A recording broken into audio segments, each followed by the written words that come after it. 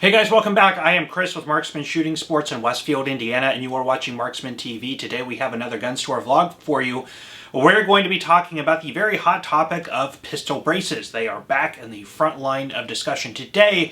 And around that, a lot of people have been considering, is now a good time to buy a pistol with a brace on it or sell your pistol with a brace on it? So we're going to dive into that question today. If that sounds interesting to you, please stick around. That's coming up now. Okay, so as discussed, the pistol stabilizing brace has entered the forefront of discussion yet again. Now, for those of you who do not know what we are talking about this. This is an AR-15 pistol. It is classified as a handgun. It is not a rifle. It has a barrel length of under 16 inches. Now, here on the back is a pistol, is a stabilizing brace.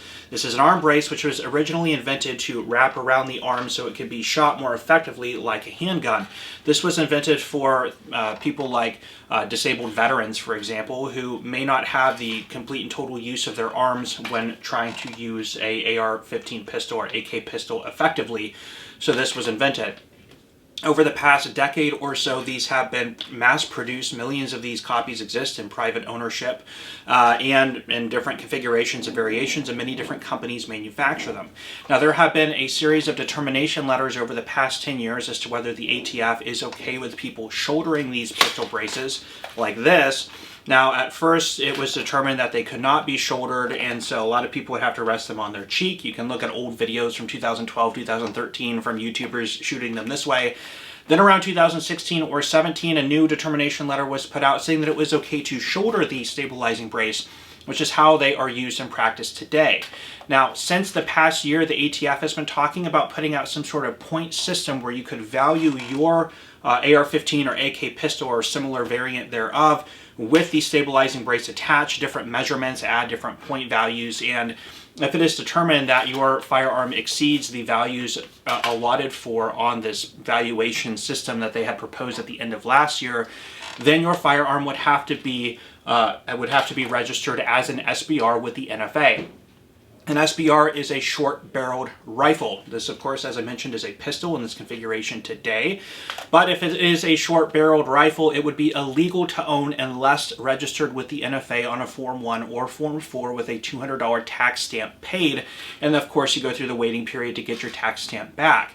Now, when that happens, you can put your stabilizing brace back on the firearm. You are okay. You are following the laws prescribed by the NFA. Or, at that point, what most people would do anyway is get rid of the pistol brace and put on a actual shoulder stock, giving you the appropriate length of pull for maximum usage of a SBR. Now, what this has led to lately is a lot of speculation as to whether now is a good time or a bad time to sell a pistol-braced firearm. Is it going to be that firearms in this configuration are going to be illegal to own unless you jump through the hoops of the NFA? Or is this just another amount of mass hysteria that is coming through where this really won't go into effect, or if it does, it'll be some watered-down version of its former self like we typically see with a lot of laws? Or is it something that may be struck down in the courts? Now, I run a website and we buy a lot of firearms from people across the nation. It's We Buy Guns followed by the typical internet tag at the end that usually triggers demonetization by YouTube, but you can put two and two together. We purchase firearms from people all over the country. We also have a brick and mortar store in central Indiana where people bring in used guns. And one of the common themes we are seeing is lots and lots and lots of firearms with pistol stabilizing braces. It is very clear to us that people are trying to get rid of them now before the rule is going into effect, which will make these harder to sell in this configuration.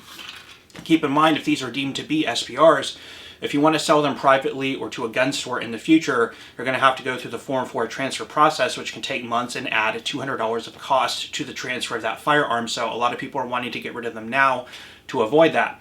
Conversely, a lot of people are noticing these show up in the market at relatively lower prices and therefore wanting to jump on them and buy them in the event that this rule doesn't go into effect, or it is a rule that doesn't really cover most of the firearms like this, or it is something that they think will be easily struck down in the courts in the following months. So if we look at this, we kind of look at it as hedging our bets against the market, or trying to time the stock market. And it's funny, we're going to call this our stock market in this day today for this comparison. So first, if we look at the facts of what we do know that the pistol brace discussion has been part of what the NFA or the ATF has been considering over the past decade. Could it be owned? Could it not be owned? Could it be shouldered? Could it not be shouldered? They've really been waffling on these points. Whether that can be used to be a determination of whether the ATF has actually had solid footing on their view of the pistol brace over the past decade, that would be leads to be determined in the courts if it goes there, and I think it will. Alternatively, there has been a lot of evolution of these different stabilizing braces, and many of you remember the early stabilizing braces would use a pistol buffer tube if we're talking about an AR-15, and the stabilizing braces would be adapted to fit over them. They were typically non-adjustable. They were fixed in one position, which was a very short length of pull, and they were very clearly designed for the use with the arm. As time would go on, things would become adjustable, length of pull would become longer, the braces would actually look more like shoulder stocks like this than they would be really functional for an arm brace, but that's okay. It fit within the purview of the law, so it was okay for manufacturers to make things like that, and is probably part and parcel, or part of the reason why the NFA is sort of starting to scrutinize these now. So our earlier variations of the pistol stabilizing brace going to be okay, but later variations are going to be verboten without a $200 tax stamp. That is to be considered. One other thing to consider is if they do pass this regulation and you do have an AR-15 pistol like this with a stabilizing brace like this, it is my understanding that the two separated in and of themselves are not illegal. It would not be illegal to own this. It would not be illegal to own this, but putting them together without the tax stamp would be illegal. So if you did have something like this, you could potentially separate them. Again, consult your attorney. I am not an attorney, and that is not legal advice. But my understanding is you could separate them, and if this is challenged in the courts, you could wait it out to see what the determination of that is. Also, is the value of your AR or AK pistol going to crumble overnight if they pass this legislation? No, because you could still own it in this configuration, a traditional AR pistol. So this configuration is not being attacked. It is the AR pistol with the stabilizing brace attached to it. So if you're okay owning it without the stabilizing brace in this configuration, you're not losing that value. But keep in mind, the market for these was not very good before the stabilizing brace. AR and AK pistols had been around since the 90s, as far back as I can remember. There were versions of like the Carbon 15 that were pistols that fell under the weight requirement. There were some limitations there, if I remember correctly. So those had come around. In the early 2000s, there were different AR and AK pistols that were around, like the Dracos, for example, but they were not very good sellers because they are difficult to use in this configuration.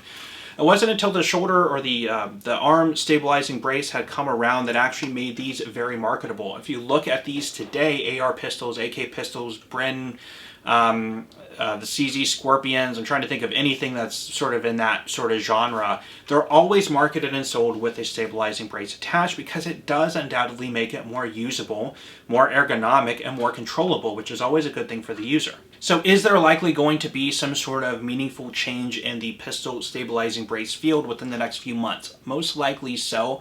They've been talking again about this for a while. There was an actual draft of what this would look like that was put out towards the end of 2021. They did announce a few months ago an amnesty period where people could actually go ahead and register their stabilizing braced pistols with the NFA without having to pay the $200 tax stamp.